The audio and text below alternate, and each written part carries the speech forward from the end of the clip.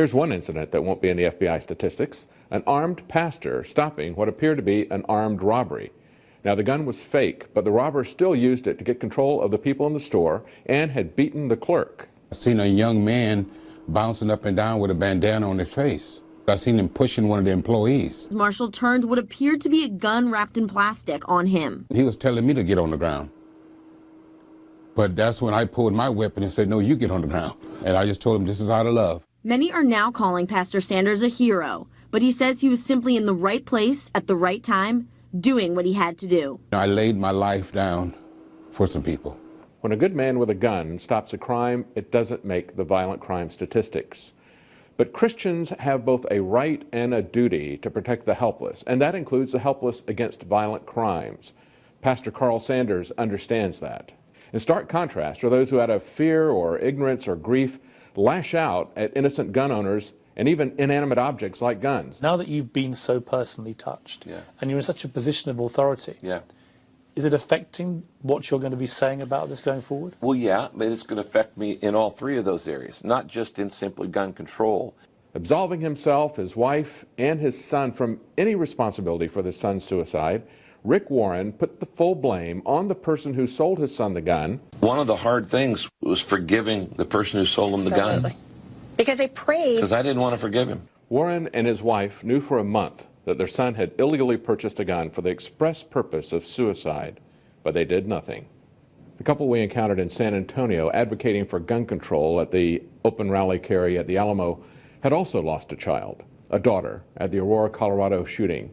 And I believe that they had also misdirected their anger and their grief towards infringing the rights of law-abiding citizens to protect themselves.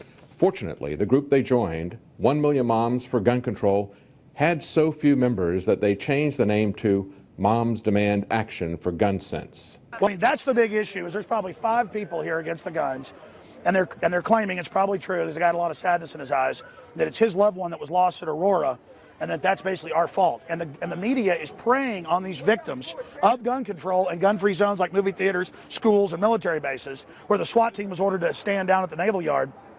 They are preying on us, and they're preying on people that have had loved ones that are lost in our pain to then blame others that have the right to self-defense. The offensive to get our guns is backfiring. The offensive to blame us for people on serotonin reuptake inhibitors who get guns illegally and go out and kill people, trying to blame that guilt on us. No, we blame the people that put their kids on all these drugs and hop them up in the psychiatric system. The insert says it can make you commit mass murder, make you commit suicide, mania.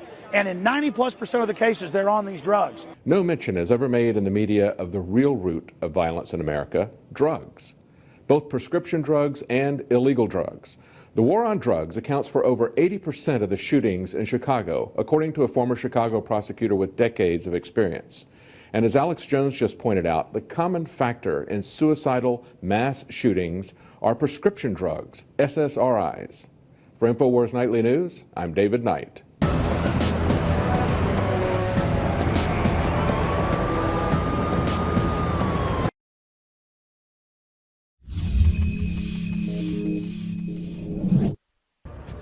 Now, C.J. Grisham is a prominent military blogger and founder of Soldier's Perspective, who after his illegal arrest in Temple, found himself at the tip of the spear in the gun debate.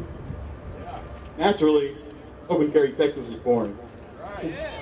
I want to welcome my friend and fellow patriot, C.J. Grisham.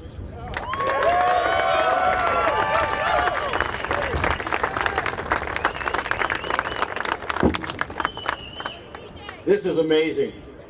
Hey, I want to thank everybody for coming out here. This is exactly what I had hoped for. I want to give a special shout out to Moms Demand Action for sensible gun something or other.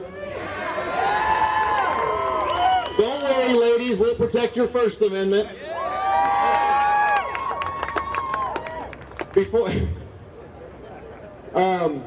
obviously, what I want to do real quick before I get, I just want to let everybody know how this event came about and give you a few updates that Murdoch alluded to. As you know, back in July, we had 3 of our Open Carry Texas members falsely charged with disorderly conduct for doing exactly what almost all of you are doing here today. When I spoke with the supervisor of those officers, the response that I got is, and we'll do it again. So we told them, okay then, you're going to have to arrest 1,000 of us.